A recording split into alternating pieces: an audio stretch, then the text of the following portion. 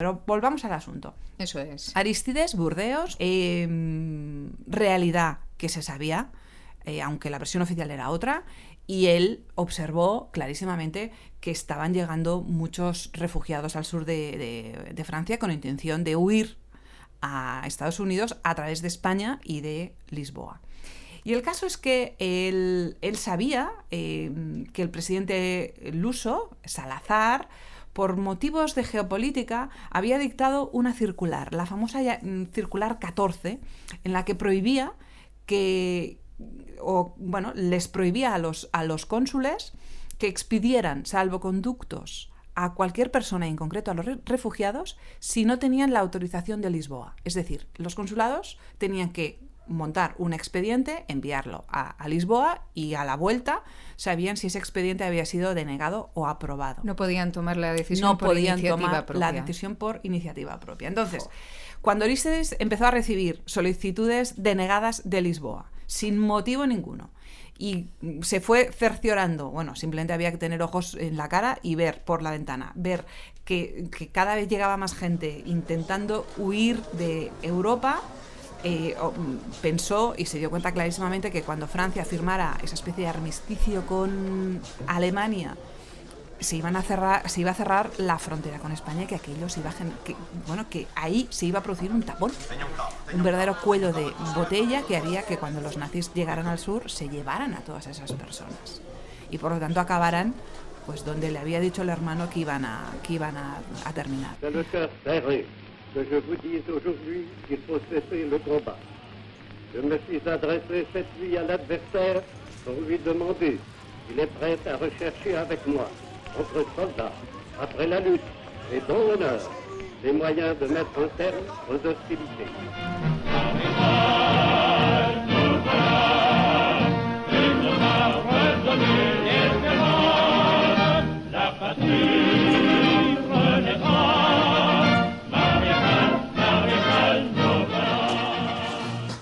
Sacrilégio é deixar morrer essa gente sem fazer nada.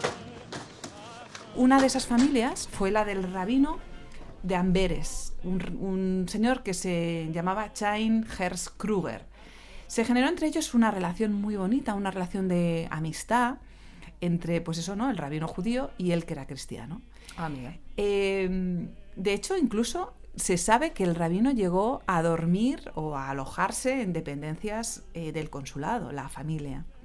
El caso es que cuando Arístides fueron pasando esos días de junio, esos finales de junio, primeros de julio, y vio que no se solucionaba el tema, de una manera muy informal, de una manera muy no oficial, creó un salvoconducto para el rabino y su familia para que pudieran huir, como mínimo ellos.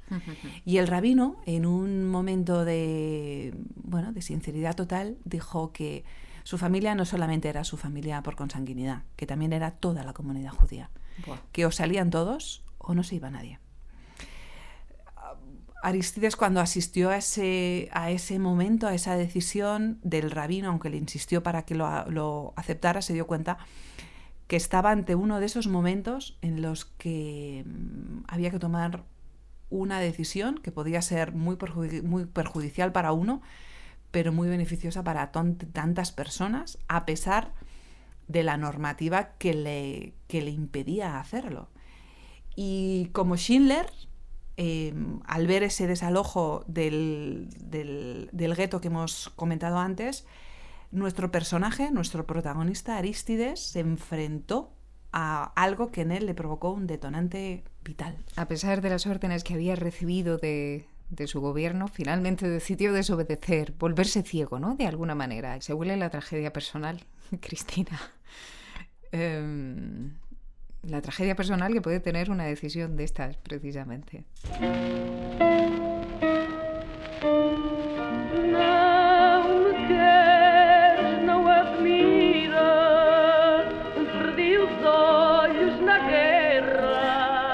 Hablando de ciegos, ¿verdad? Pues sí, y de tragedias. ¿Cómo no vamos a pensar en fados cuando uno habla de tragedias? Esta es María Emilia Ferreira. Y estamos escuchando el Fado Franklin. Es una canción preciosa, pero muy, muy dramática, descarnada. De hecho, nos la ha recomendado unos amigos nuestros, Pedro y Carla, que son portugueses y que nos han ayudado a encontrarla.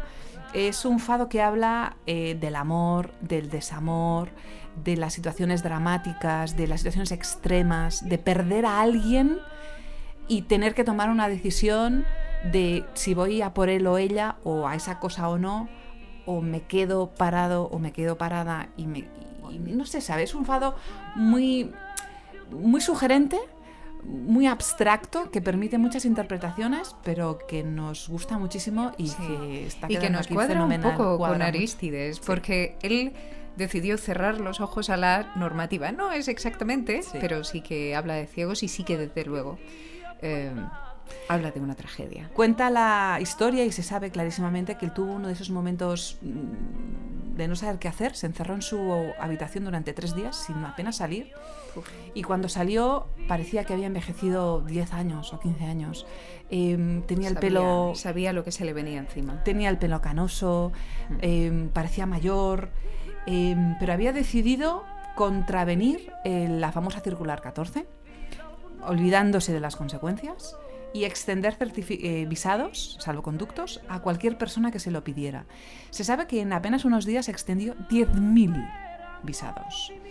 De hecho, cuando todos esos refugiados fueron llegando a la frontera española, lógicamente los españoles les sorprendió tantísima gente y con esos documentos, y lo que hicieron es comunicar a la embajada portuguesa en Madrid lo que estaba pasando, y el embajador cogió el coche y fue a la frontera porque lógicamente se dio cuenta que Arístides había contravenido la famosa circular, y se ve que se lo encontró en un puesto fronterizo expediendo salvoconductos directamente a las personas que llegaban, poniéndoles el nombre y entregándoselo.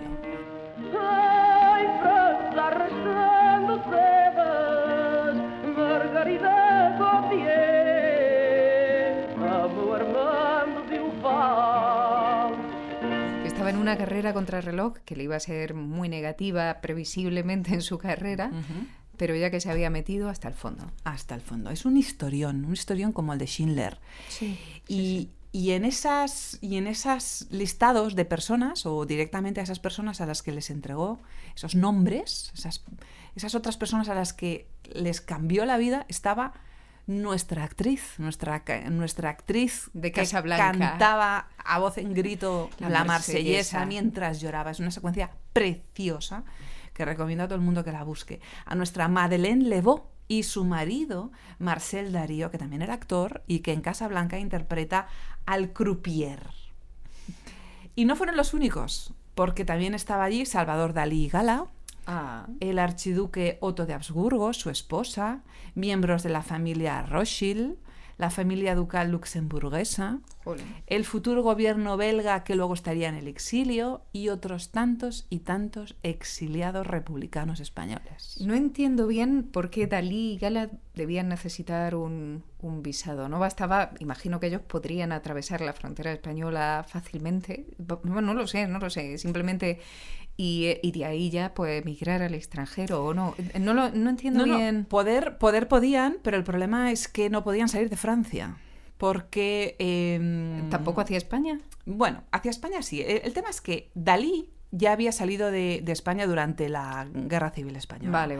Y Gala... Él era uno de los exiliados. Sí, y Gala estaba buscada por la Gestapo. Porque ¿Ah, sí? era de origen ruso. Y por lo tanto no convenía que los de la Gestapo llegaran al sur de Francia y por lo tanto la detuvieran. Vale. Ahí sí que ella no era judía, pero de alguna manera necesitaba algo para salir de Francia.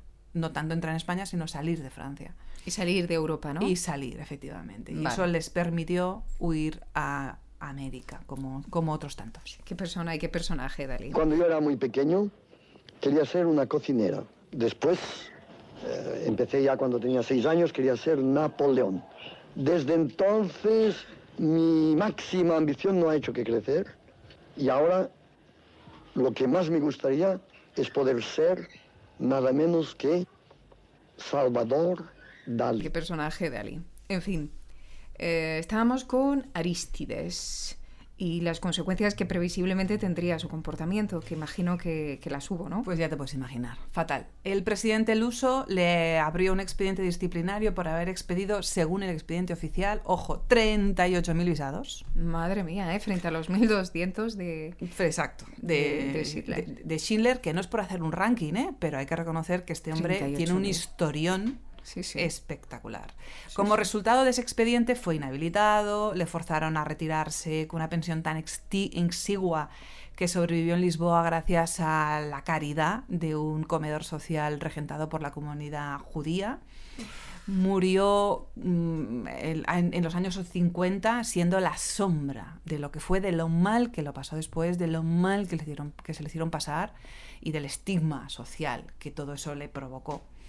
Gracias a los descendientes de Arístides se ha creado la Fundación Sousa Mendes, que pretende localizar a los descendientes de los que recibieron ese salvoconducto. Porque claro, con el fragor de esos días no se guardó el registro o los listados. Claro.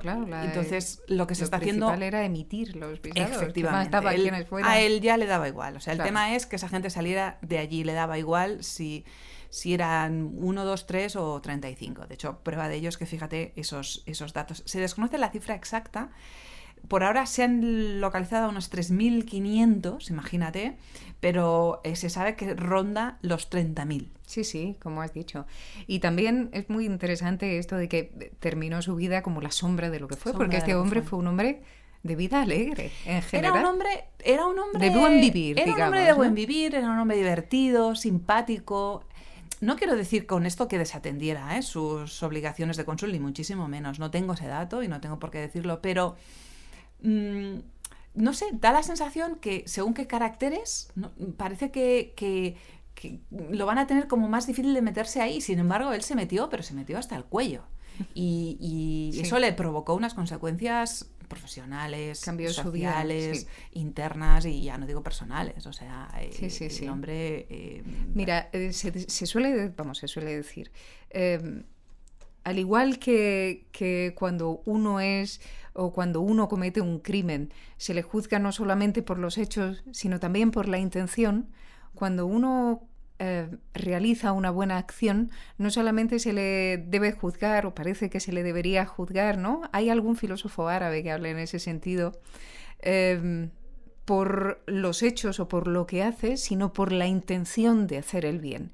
Y este hombre claramente tuvo la intención de hacer el bien a pesar de todo. No, es una historia muy interesante, estoy de acuerdo. Ahora una pena que no tenga Bueno, ¿tiene? A ver, no tiene película de Hollywood. Vale.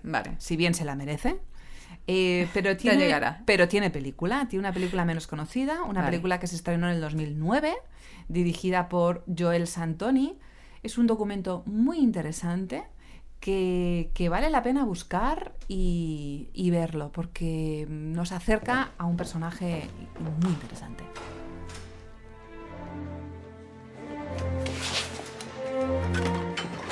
Entrez, messieurs, dames, les uns après les autres. Non, mais ça sert à rien. Attention, doucement, messieurs, dames. Doucement. Les escaliers sont glissants, messieurs, dames. Faites attention. Et doucement. Attention, pas de bousculade, S'il vous plaît, dans le calme. Écoutez-moi, je suis le consul Aristide de Sousa Mendes et je fais le serment de délivrer des visas à tous ceux qui me le demanderont. Quelle que soit votre race, votre nationalité ou votre religion. Maintenant, je vous demande encore un peu de patience et de garder votre calme. Monsieur Seabra, faites entrer la première de ces personnes, s'il vous plaît.